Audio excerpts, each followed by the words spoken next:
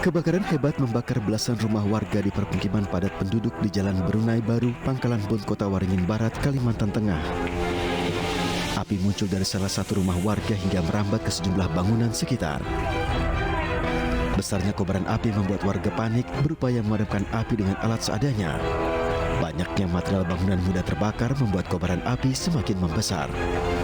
12 unit mobil pemadam dikerahkan ke lokasi untuk padamkan api. Belum diketahui pasti penyebab terjadinya kebakaran. Kita belum tahu asal-usul api itu dari apa, apakah dari dapur atau unsur listrik, kita tidak tahu. Dan kelihatannya cukup banyak yang terbakar ini, kurang lebih di atas 10 rumah yang terbakar. 3 anggota pemadam terpaksa dilarikan ke rumah sakit setelah alami sesak akibat menghirup asap. Meski tidak menimbulkan korban jiwa, namun kerugian ditaksir mencapai ratusan juta rupiah. Dari Pangkalan Bun, Kota Waringin Barat, Kalimantan Tengah, Sigit Zakwan, iNews melaporkan.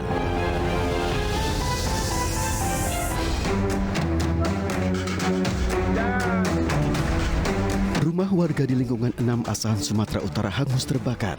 Kebakaran terjadi disebabkan kompor gas hingga menyambar ke rumah sekitar. Seorang pemilik rumah alami luka bakar saat mencoba padamkan api. Kebakaran tadi sekitar pukul berapa, Pak? Sekitar jam 6 kurang. Kira-kira kronologi awal mula kebakaran tadi? Mungkin ya kompor gas. Gas Dari rumah siapa? dari rumah sebelah. Itu aja yang tahu kan. Terus Pak, saat kebakaran ada yang terluka, Pak? Ada. Istri tetangga nih terbakar tangan. Dari Bapak, apa aja barang habis, Pak? Mau itu banyak, Pak. Ya barang perniagaan, barang usaha. Api dapat dipadamkan setelah petugas mengerahkan 3 unit mobil pemadam kebakaran. Kerugian ditaksir mencapai ratusan juta rupiah. Dari Asahan, Sumatera Utara, Ulil Amri, iNews melaporkan.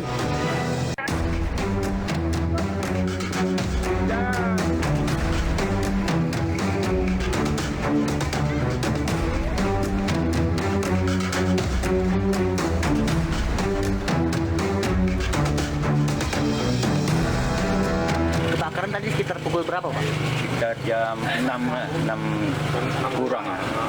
Kira-kira kronologi awal mula kebakaran tadi? Mungkin ya kompor gas. Kompor gas Dari rumah siapa? dari rumah sebelah. Itu aja yang tahu kan. Terus Pak, saat kebakaran ada yang terluka, Pak? Ada. Istri tetangga nih terbakar tangan. Dari Bapak, apa aja barang habis, Pak? Mau itu banyak, Pak. Ya barang perniagaan, barang usaha.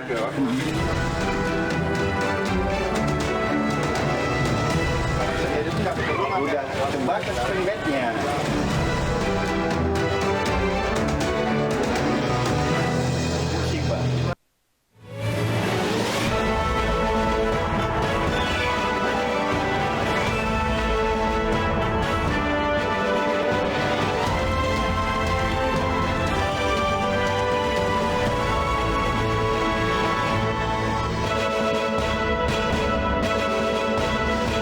Komisi Nasional Hak Asasi Manusia hari ini akan meninjau rumah dinas Ferdy Sambo di Duren 3, Jakarta Selatan.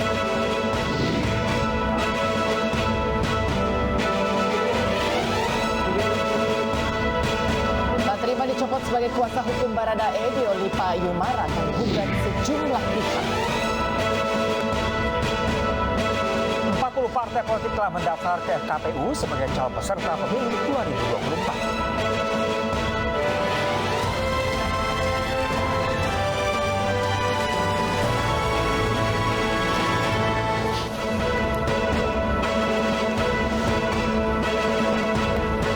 Ya, halo, selamat siang pemirsa. Apa kabar Anda hari ini? Senang sekali saya Prab Senjaya dan kembali rekan saya. Ya, saya Anggi Pasaribu, pemirsa kembali hadir memperbarui informasi Anda dalam iNews siang hari ini.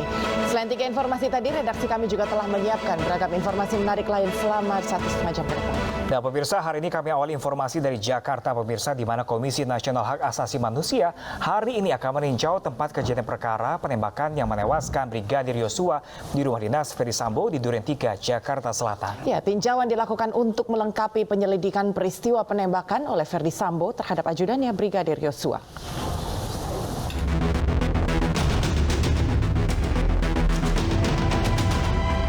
Komnas HAM hari ini akan mendatangi lokasi penembakan di rumah dinas Ferdi Sambo di Duren 3, Jakarta Selatan.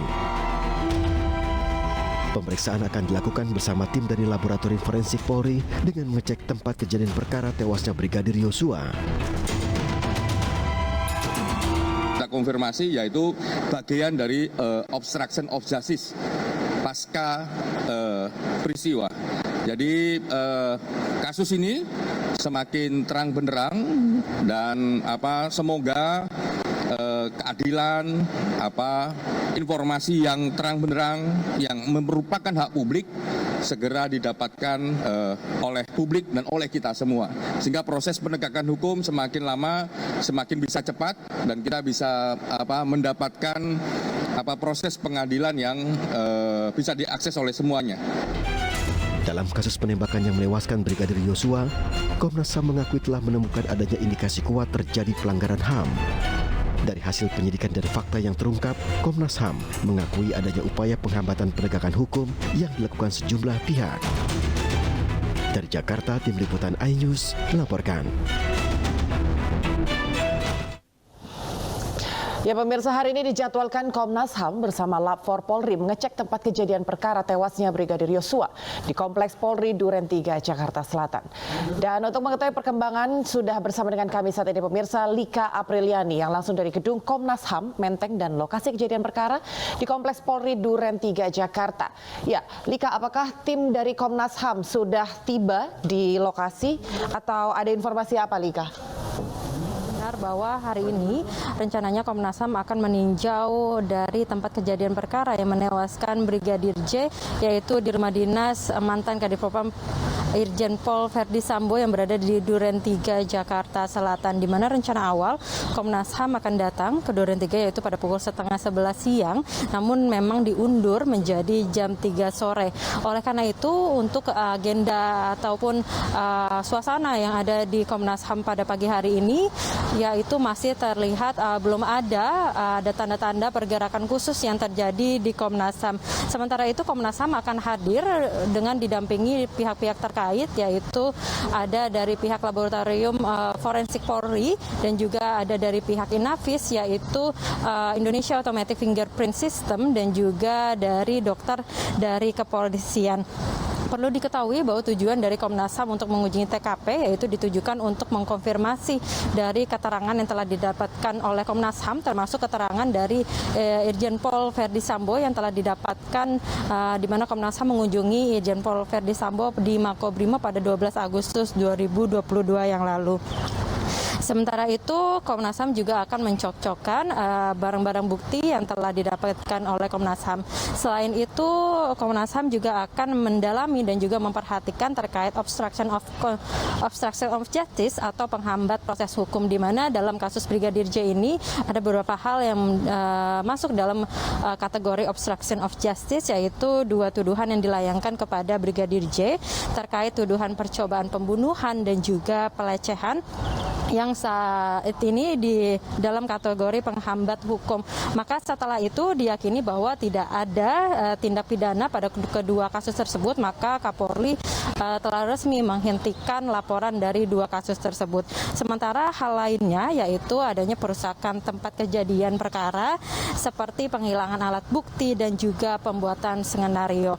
Sementara untuk mengetahui bagaimana situasi yang ada di rumah dinas yang berada di Duren 3, Jakarta Selatan, sudah ada rekan kami Ardi. Ardi, silakan dengan laporan Anda.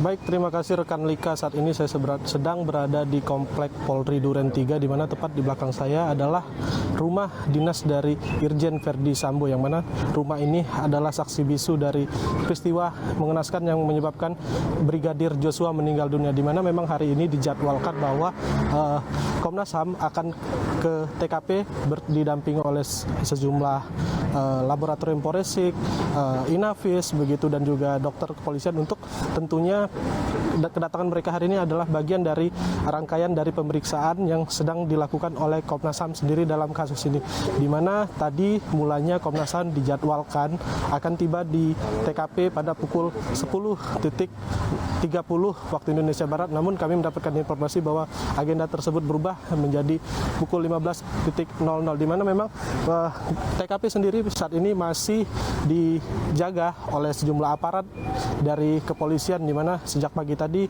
penebalan keamanan ini telah dilakukan oleh polisi dari Polsek, Polda maupun Barreskrim Mabes Polri, di mana TKP sendiri masih disegel dalam atau dibatasi dengan garis polisi. Begitu, Pram dan juga Anggi. Baik, terima kasih banyak Muhammad Ardiansyah langsung dari lokasi perkara di Duren 3 dan juga Lika Apriani langsung dari kantor Komnas HAM Jakarta. Kami masih akan menanti kabar terbaru dari Anda semua rekan-rekan. Terima kasih banyak. Ya, pemirsa, kasus pembunuhan Brigadir Joshua terus menyita perhatian publik. Selain motif yang masih jadi misteri, publik juga menyoroti rekayasa kasus yang dirancang oleh Irjen Verdi Sambo.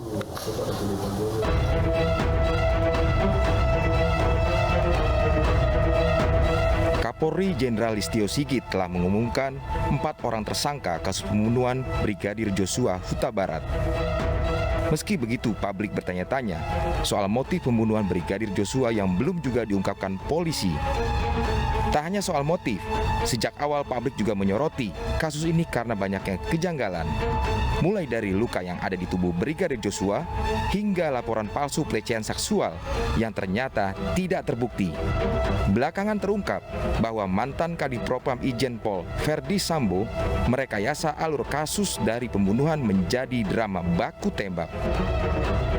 Butuh waktu 1 bulan bagi tim sus bentukan Kapolri untuk bekerja sebelum akhirnya menetapkan Irjen Pol Verdi Sambo sebagai tersangka sekaligus dalang pembunuhan Brigadir Joshua. Tak bisa berkelit, Irjen Pol Verdi Sambo akhirnya mengakui perbuatannya dan meminta maaf melalui kuasa hukumnya. Izinkan saya sebagai manusia yang tidak lepas dari kehilafan secara tulus meminta maaf dan memohon maaf sebesar-besarnya khususnya kepada rekan sejawat Polri beserta keluarga serta masyarakat luas yang terdampak akibat perbuatan saya yang memberikan informasi yang tidak benar. Saya akan patuh pada setiap proses hukum saat ini yang sedang berjalan. Rekayasa palsu kasus ini berujung pada pemeriksaan dan mutasi terhadap puluhan anggota Polri yang terlibat. Sementara publik bertanya-tanya, apa motif dibalik pembunuhan Brigadir Joshua? Tim Liputan, iNews melaporkan. Pemirsa, tim khusus Kapolri yang menangani kasus pembunuhan Brigadir J pergi ke rumah Irjen Sambo di Magelang, Jawa Tengah. Ya, tim iNews pun menelusuri kediaman Verdi Sambo yang diduga menjadi lokasi atas klaim Verdi Sambo terkait tindakan tidak menyenangkan Brigadir J di Magelang.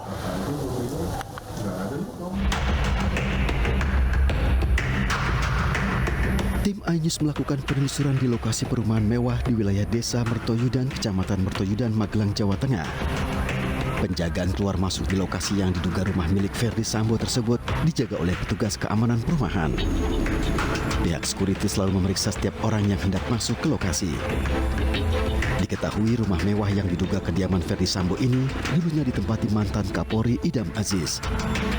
Saya tidak tahu mas masalah itu. Saya tidak tahu itu rumahnya Pak Sambo, saya tidak tahu kok.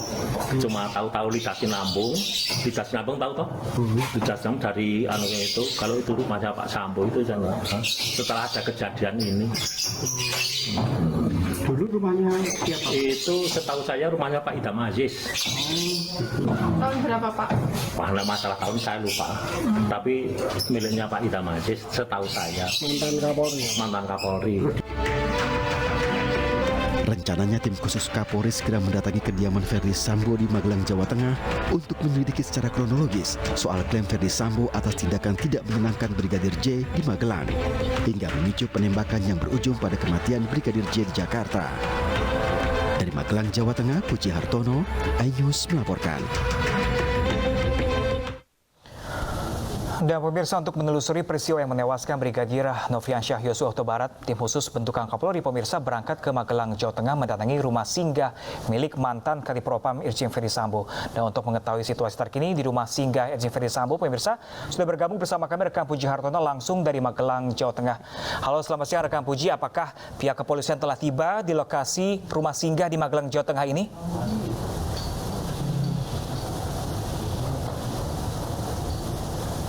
Ya, rekan Puji. Halo. Ya, rekan Puji, apakah Anda dapat bisa mendengar suara kami dengan jelas, rekan Puji Hartono?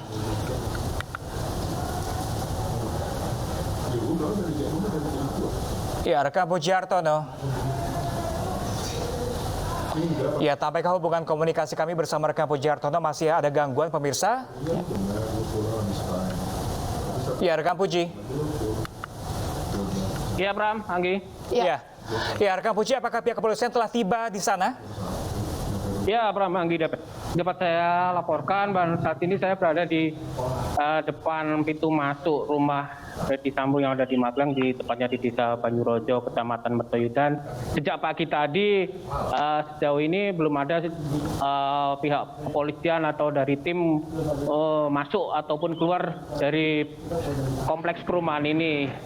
Di sekitar sini juga media masih menunggu kedatangan atau informasi yang beredar akan ada pemeriksaan di dalam rumah Ferdy Sambo gitu. Anggi, Pram. Ya, rekan Puji, apakah dapat dipastikan rumah atau rumah singgah di rumah permewahan di belakang Anda ini memang dipastikan dimiliki oleh Ferdy Sambo? Ya, dari informasi yang saya dapatkan, emang benarkan ada rumah Ferdy Sambo di salah satu perumahan ini yang dibeli sejak beberapa tahun lalu untuk rumah singgah, di mana anak dari Ferdy Sambo ini bersekolah di Magelang gitu. Anggi, Pram. Ya, kalau menurut warga sekitar sendiri seperti apa di sana? Apakah sering melihat atau kerap melihat Ferdy Sambo bersama istri datang ke rumah singgah tersebut? Kalau dari warga sekitar, mereka mengetahui setelah ada kejadian berita di penembakan itu, baru mereka mengerti dan tahu bahwa di sekitar mereka salah satunya dimiliki rumah Ferdy Sambo. Sejauh ini mereka sebelumnya tidak mengetahui secara pasti rumah itu milik Ferdy Sambo atau siapa itu. Kalau rekan Puji Hartono sudah berhasil menemui beberapa penghuni rumah yang berada di perumahan mewah tersebut belum, untuk mengetahui apakah benar adanya tersebut? Belum, Bram, karena akses kita tidak diperbolehkan masuk karena dijaga oleh pihak keamanan tempat perumahan. Siapa saja yang akan masuk pun diperiksa oleh mereka kepentingannya apa. Jadi saya dan bersama teman-teman media ini masih tertahan di depan di pintu gerbang, Bram. Ya, rekan Puji, ini menurut informasi yang beredar, infonya rumah yang dihuni oleh atau rumah singgah dihuni oleh Ferdy Sambo ini adalah bekas dari ex Kapolri Idam Aziz, benar demikian? Ya, dapat saya sampaikan juga bahwa dari informasi dari Pak RT, memang sebelumnya katanya itu rumah dari Pak Ayes dan dibeli oleh Sambo, tapi tahunnya berapa Pak RT juga tidak mengetahui secara pasti gitu. Oke, baik. Puji, terima kasih untuk informasinya. Kami tentu masih akan terus menunggu dan memantau seperti apa perkembangan penyidikan hari ini di rumah dinas Ferdy Sambo. Selamat bertugas kembali, Puji. Ya, pemirsa, Lembaga Perlindungan Saksi dan Korban atau LPSK berikan perlindungan darurat kepada Richard Eliezer. Dan informasi selengkapnya sesaat lagi, pemirsa, tetap bersama kami di Ayu Siang.